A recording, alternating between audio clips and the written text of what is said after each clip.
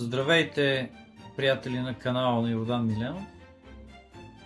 Темата на днешното предаване е спорът дали Левски е предаден или неговото залавяне е плод на една чиста случайност. Общо взето има доста, така да се каже, неясноти този въпрос. Нашето поколение, по-старото поколение, ни учиха, че поп Кръсто е предал Левски, за да присвои комитетските пари, вследствие на което си е построил къща. В творчеството на Вазов също така е споменаван като предател. Поп Кръсто, общо взето в някои революционни дейци, които са доживели освобождението, своите спомени също изказват подобно становище, но до ден днешен не е доказана по безспорен начин вината на поп Кръсто като предател на Левски. Има доста за и против този поп Кръсто. Поп Кръсто по принцип е бил касиер на Ловешкия комитет, участвал в легията, една личност, която ако не беше това негово опетняване като предател на Апостола, може би щеше да мине като един класически революционен деец. Точно тази версия, че той е предал Апостола на свободата, вече хвърля тъмна сянка върху неговата памет.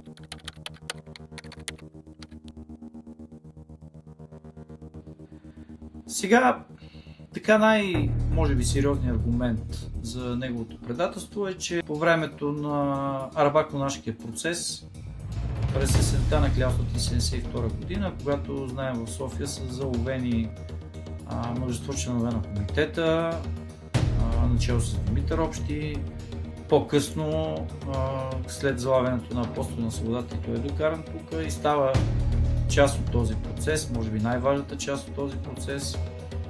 Като междувременно, може би през ноември месец, поп Кръсто е арестуван като част от тази завера, Арабако-Нашката, обаче престоява само една нощ и много бързо освободен.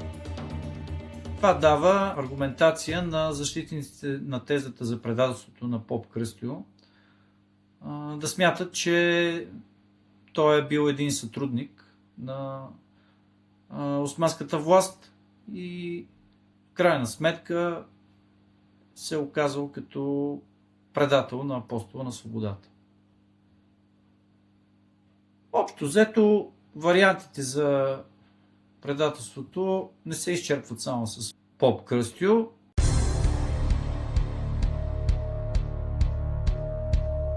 Сега, безспорно тук може да бъде определен като предател и самият Димитър Общи, тъй като той след неговото залавяне в стремежа си да представи революционната дейност на организацията като една политическа проява на българския народ, да не е част от криминално деяние, побира в Арабако-Нахк и въобще цялата организация, която е създадена от българите. Прекалено много информация дава на османците, дори иска да бъде заведен в Цариград, да му бъде осигурен справедлив политически процес. И в хода на тези негови словоизлияния в София той споменава неведнъж като главен водач и организатор Васил Левски. Така че и това е своего рода предателство спрямо Апостола. Общо взето до тук си така привършват тези аргументи спрямо неговото предателство, иначе тези, които смятат, че Левски не е предаден пък, предават следната версия, че на Коледа, сиреч на 26 декември 1872 година, Левски, бидейки близо до Ловеч, спасява архива на комитета, зашива го в Самара и по пътя, вървейки към Къкринското ханче, Васил Левски и неговия спътник се разминават с две заптиета, които им задават въпроса къде са тръгнали. Левски отговаря да нагледаме лозето. Отминават заптиетата Левски продължава към Къкрина, но на едното от заптията им направо впечатление как може християнин по това време да работи. Доста съмнителни са им се видели, още повече, че самият Левски е бил непознат за двете заптиета, което ги е навело на мисълта, че е възможно този човек да е съмнителен. Отишли са в Ловеч, в Конака и там взимат решение през нощта да арестуват Левски. Правени са следствени експерименти на тази среща от историци 70-80-те години. Доста така литература е изписана. Вероятно има логика в хората, които смятат, че тази чиста случайност е причина за залавянето на Левски. Сега от друг ъгъл, ако погледнем на въпроса, точно този период, есента на 872 година, османската власт засилва, изключително много засилва, мерките за залавянето на главния революционен организатор. Тук фактор е телеграфа, фактор е и нещо, което е навлязло в живота на хората по това време, е фотографията. Разпространена е на много места снимка на Левски и по която снимка съответно местните управления, конаци, османски, предприемат засилени мерки по издирването на апостола. Дори докаране в София един човек, който удивително прилича на Левски, смятали се, че Левски е заловен. Това става обаче през октомври, края на октомври, началото на ноември.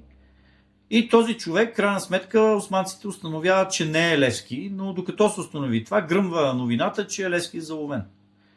Човек, който прилича на самия апостол. Общо взето, по това време фотографските снимки не са били много разпространени. Трудно е било да бъде установен Левски. Да не забравяме, че той използва и тескерето на Дидю Пеев, един от съратниците на организацията, като чисто описателно това тескере доста така се доближавало до описанието на самия Левски, като външни физически белези.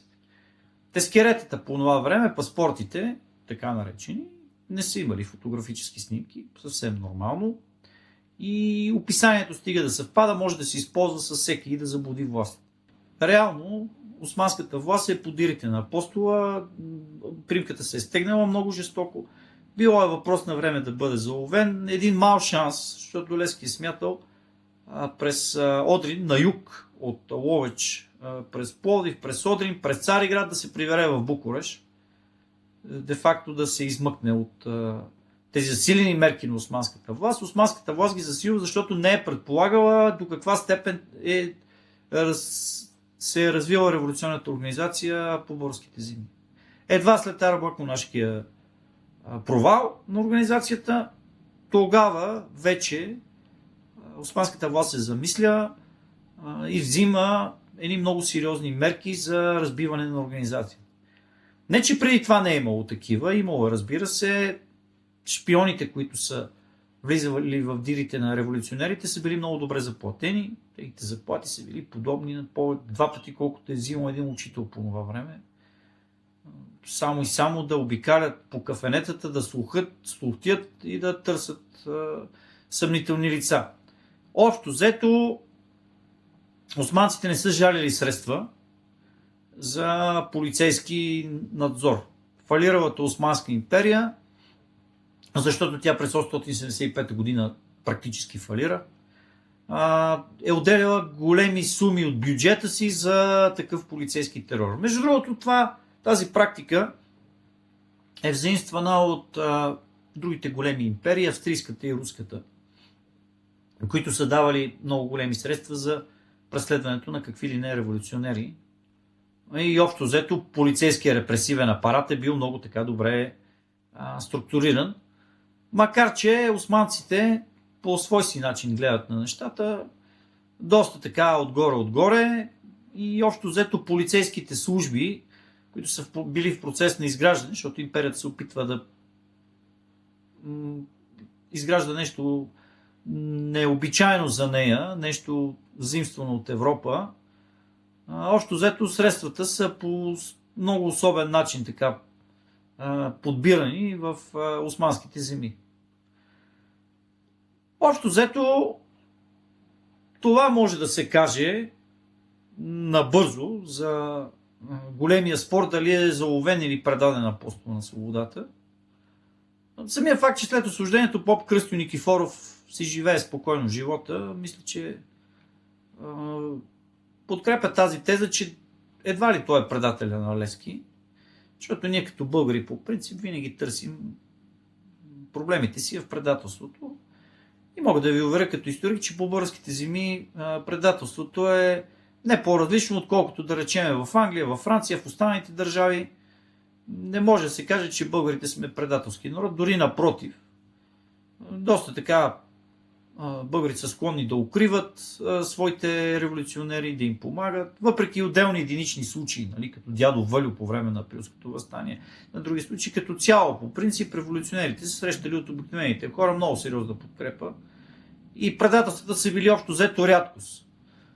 Така че Левски е бил много пъти на ръба, много пъти бил близък, може би, до предателство, но като цяло не се е случило това нещо, защото в продължение на около 2 или 3 години то обикаля българските земи и не се наема някой да го предаде, така че тази теза не е много състоятелна и тепърва в историографията подлежи на развитие, на обсъждане, въпрос на време и на доказателства.